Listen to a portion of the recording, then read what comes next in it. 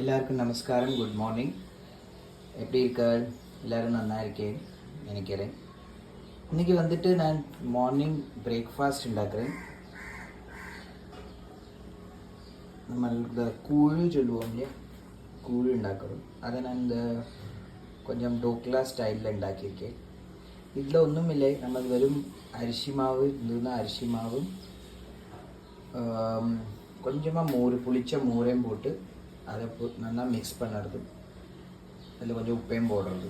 அது കഴിഞ്ഞ് பொரிச்சு கொட்டுறது. நம்ம தயிர் மிளகாய் இருந்தால் நல்லா இருக்கும். தயிர் மிளகாய் இருக்கலே, அப்போ நான் ரெட் சில்லியே போட்டேன். நம்ம நார்மல் பொரிச்சு கொட்டுறது கடுகு, உளுத்தம்பருப்பு, கடலைப்பருப்பும் கறிவேப்பிலையும் போட்டு கொஞ்சம் பெருங்காயத்தையும் போடுறது. அதை போட்டுட்டு இதை நல்லா மிக்ஸ் பண்ணிவிட்டு ஒரு பிளேட்டில் நல்லா எண்ணெயை பெரட்டிட்டு இதை அப்படி நல்லா இப்படி பெரட்டி வைக்கிறது. എന്നിട്ട് இது ஆவியில் எடுத்து இப்படி எடுத்தால் பாருங்க, நல்லா கஷ்ணம் கஷ்ணமாக இப்படி ஃப்ரெஷ் டோக்லா ஆட்டமாக ஆகிடும்.